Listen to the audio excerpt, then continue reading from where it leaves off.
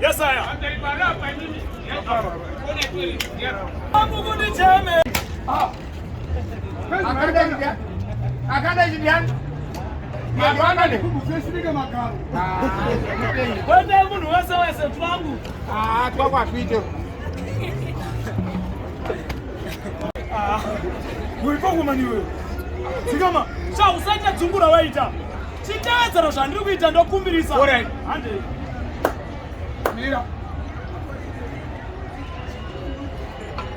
Ye mtauri wa sekuru.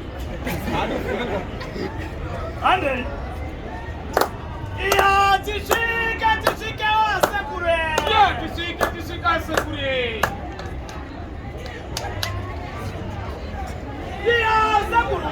Tawena mfano wangu huyu na mtamba chini arikuda mshonga. Ya sekuru ndana mbona kuna mtamba chini da mshonga. Asekuru.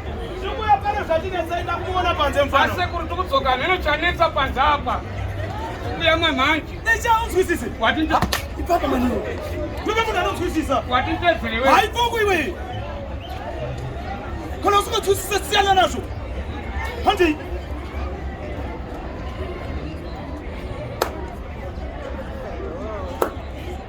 Tatoka sekuru.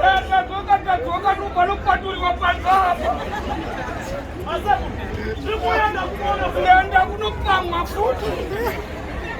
Necha bana unzwisise. Hayi washona yone. Saka. Reka ntaure ndebele. Awuthatha shona. Ya umpendukile. Ayo awamndebele. Handi. Tatoka sekuru. Ya umpendukile sekuru. Asekuru.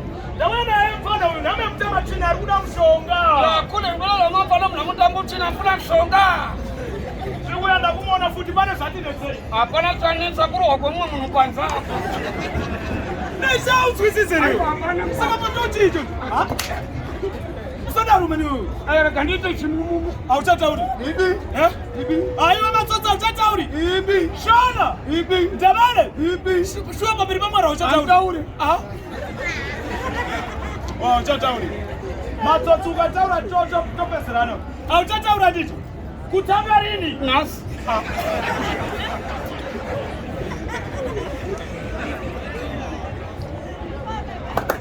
Tatoka sekuru. Taura ina ndiye anotaura iye.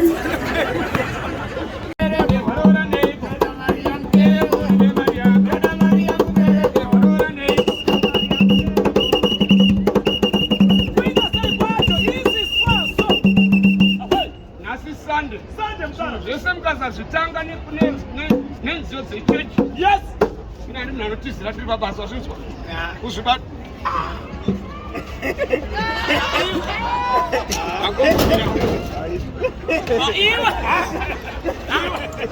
Kutake we. Baba. Uchionekawo apa. Haenda kumbundirawo. Wangombundirawo. Dangoendawo.